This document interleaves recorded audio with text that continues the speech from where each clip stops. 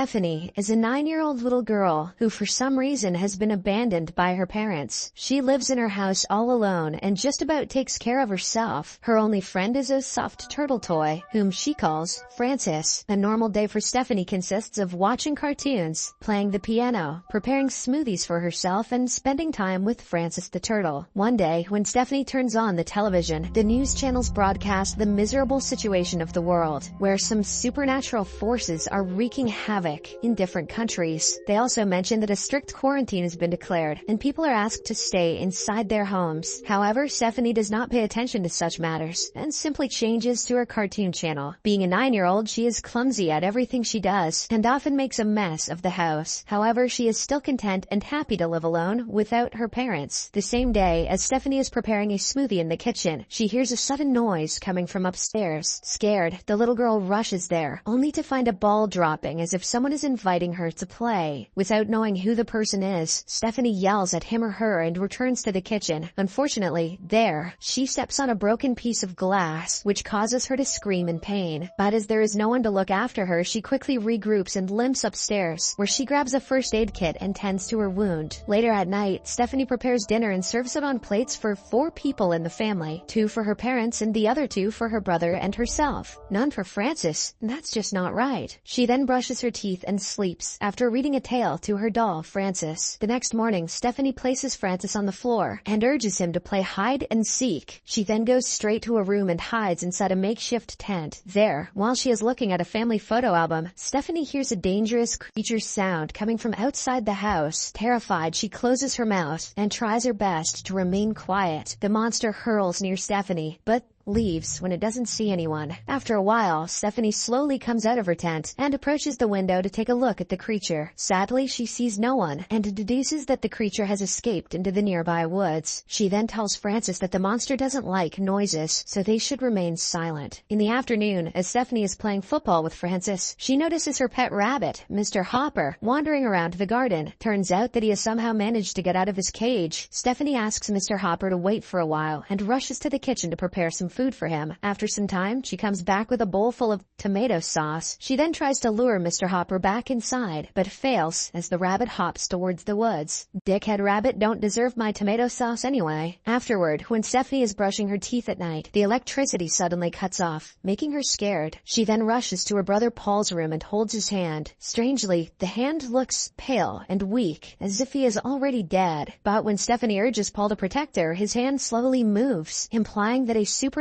force is controlling him now. At night, she hears a loud bang by the window, which scares the life out of her. Slowly and warily, she goes to check and finds blood all over the place. The little girl follows the trail and finds her pet rabbit, Mr. Hopper, badly injured and bleeding on the table. Enraged, she enters Paul's room and blames him for the rabbit's death and the departure of their parents. She then picks up a baseball bat and starts bashing his body, which is lying on the bed. Because of this, the cloth covering Paul's head slips, which reveals his decomposed face. The following night, it is raining and the power again cuts off. Stephanie goes to the basement to get some candles, and while there, she notices the washing machine shaking violently, like someone is trapped inside. Afraid, she runs straight to her makeshift tent and sleeps. Late at night, Stephanie hears someone opening the door. She walks downstairs to check it and sees water everywhere on the floor. She assumes that someone has managed to sneak inside the house. When lightning occurs, one can clearly see that someone is standing behind her back. I don't think I've ever described a jump scare like that before. Frightened, Stephanie goes to the bathroom and locks herself inside. The footsteps start approaching her, making her close her mouth in horror. But to her surprise, it's her parents, Eric and Jane, who have returned to visit her. After all this, the little girl reunites with her parents and sleeps with them. The next day, Jane changes her dress in front of Stephanie, assuming that she is sleeping. However, she is wrong. The little girl is awake and she stares at her mother from behind. Strangely, there are some dot-like scars on her mother's belly, which frightens Stephanie. Later, she notices her father carrying wooden blocks, trying to prepare a fence around the house. He claims that he is doing this to protect the house from the monster. Seeing this, Stephanie rushes to her brother's room, but does not find his corpse there. Without notifying anyone, she then walks into the woods in search of her brother. But to her dismay, she finds that her parents have already buried Paul near the backyard. Angry, the little girl frantically tries to dig out the body with her hands, but at the same time she is called by her parents. When Stephanie returns home, her mother Jane urges her to never step out of the fence without their permission. The little girl obliges, but expresses her desire to have Paul back in the house. The next morning, while having pancakes for breakfast, Stephanie asks her mom why she left her alone in the house. Jane replies that it was not her choice, because they had assumed that Stephanie was also captured by the monster. Hearing this, the little girl tells her mother that the monster lives in the woods and will attack them whenever there is chaos or noise inside the house. She also mentions that one should remain silent and calm when the monster enters the house. Later at night, the dead body of Paul is brought back to the house through the window by an unseen force. Both the parents are sad to see this, as they had just buried him with heavy hearts. However, Stephanie reacts normally as if nothing had happened. During dinner, she asks Eric if the monster brought her brother back, and Eric confirms it. He also tells Stephanie that the monster is after her and will follow them wherever they go. In the next scene, Stephanie secretly enters her mother's room and finds numerous newspaper articles posted on a board, including little children like her committing heinous crimes. She goes through a book kept on the table and gets to know that Jane is actually trying to study brain surgery and its procedures. While she is looking through other posters, Jane rushes into the room, causing Stephanie to hide under the table. Jane looks worried, and when she looks at the brain pictures, she loses her temper and throws them away. Afterward, Stephanie can be seen chilling in the bathtub. When Eric approaches her, he tells her that the monster is not an external force, but only the result of her bad feelings. Hence, she needs to control herself and try not to let the negative feelings take over her. Stephanie politely agrees, but in return, asks her father why she was left alone. This makes Eric emotional, and he slowly whispers that he was afraid and had no idea what to do to save his family. At night, Stephanie walks downstairs and hears her parents discussing ways to keep her under control. Eric seems positive, believing that Stephanie can control her emotions, while Jane thinks otherwise. She suggests that they perform a brain procedure, but Eric opposes it, stating that it has high risks. He also continuously mentions that he doesn't want to lose his daughter. Stephanie, who is hearing all of this, doesn't say a word and simply returns to her room to sleep. In her dream, she hears a strange sound coming from the other side of the entrance door. Slowly, she walks towards it and notices that it is already open. Suddenly, when she approaches the door, it closes, making her terrified. Despite this, she slowly opens it again and finds her father's ghost on the other side. With this, she starts screaming and eventually wakes up from her nightmare. However, Stephanie is still not convinced that it was only her imagination. Hence, she goes downstairs and stands in front of the same door. But just then, her parents arrive and comfort her. Stephanie tells Eric that she saw the monster killing him in her dream. And as soon as she says this, the entrance door opens all of a sudden, and an unseen paranormal force drags Eric out. Seeing this, Jane carries Stephanie and takes her to a hiding place inside a closet. Stephanie asks her mother to remain calm and silent so that the monster won't hear them and return. After a while, everything goes silent, and Jane steps out of the closet to check around. When she notices nothing, she confirms to the little girl that everything is under control. But unfortunately, when she asks Stephanie to accompany her, she is pulled by the same unseen force. Frightened, Stephanie runs to her room, grabs Frances, and jumps from the window. She injures herself in the process, but gets right back up and tries to climb a ladder and back to the house. Eric and Jane try to stop her, but to no avail, as the unseen force, which seems to be originating from the little girl herself, keeps dragging them back. Fortunately, Jane uses the last of her strength and pulls Stephanie down from the ladder. But their troubles are far from over. As the parents lie on the ground, a strange creature with tentacles tries to attack them from all sides. Jane orders her daughter to stop, but the little girl is so afraid that she doesn't comply. But before any damage is caused, Jane whips out a chloroformed handkerchief and puts it against Steph's face, hence putting her to sleep. Now, with the creature silenced, she tells Stephanie, "You are the monster." The next day, Stephanie wakes up and apologizes to her parents for running out of the house without their permission. Eric comforts her and reveals that she has a monster inside her that is controlling her activities and her mind. Comforting indeed. With the help of some pendulum balls, he then tries to hypnotize Stephanie and asks her about what she did to Paul. The little girl closes her eyes and reveals that while she and Paul were carving pumpkins for Halloween, he started teasing her. This is why she attacked him with all her arms, i.e. tentacles. Saying this much, she again starts becoming violent, but Jane calms her down with a vaccine. Following this, the parents take Stephanie to an operation room, and Jane proceeds to cut her head open. Eric tries to stop his wife from doing so, but she mentions that it is the only way to keep her alive and safe. It turns out that she wants to remove the monster by conducting a brain surgery. Unfortunately, just before the procedure can begin, the possessed little girl regains her consciousness and destroys the whole lab with her powers. In the next scene, Eric is watching the news, which mentions that the medical procedure conducted worldwide to treat children like Stephanie has gone wrong, and a large number of doctors and other medical personnel have been killed in the process. In the news, it is also mentioned that the medical procedure was the last hope to find a cure. Now that it has failed, the only remaining option is to euthanize the children suffering from this rare condition. In the morning, Stephanie acts as if nothing has happened. On the other hand, the parents plot to kill their daughter by poisoning her hot chocolate. Eric then asks Stephanie to accompany him for a walk in the woods. While the father-daughter duo bonds outside, Stephanie apologizes to her father for hurting him. Eric is moved by the comments, but after a short pause, he asks his daughter to drink the hot chocolate. But right before she can drink it, her telekinesis powers throw the sipper away, and her face starts to turn blue. She tries to control herself but fails, compelling Eric to reach out for his gun and shoot her multiple times. After the incident, a distraught Eric returns home, believing that Stephanie has died. He cries profusely and expresses his guilt for what he has done. However, the next day, when he proceeds to bury Stephanie's body, he finds her standing at the back door of the fence. A dumbfounded Eric tries to react, but Stephanie gives him no chance and throws him in the air with her telekinesis power. She then heads towards the bathroom to find Jane and brings her downstairs, mercilessly striking her on the walls. Following this, she stabs Eric with a knife and breaks Jane's bones, killing them instantly and telling them that they should have never returned. In the last scene, she destroys the whole house with her telekinesis powers, drags her parents' bodies outdoors, and abandons them at Paul's grave. She also destroys the other properties in the neighborhood after dropping and stepping on her toy turtle, allegedly to demonstrate that she has been taken over by the Force. It appears as though her shadow has now extended tentacles like a giant octopus. The movie ends as we are given an aerial shot of the entire Earth, which has been completely ravaged by deadly fires. This indicates that several other telekinetic children are alive and kick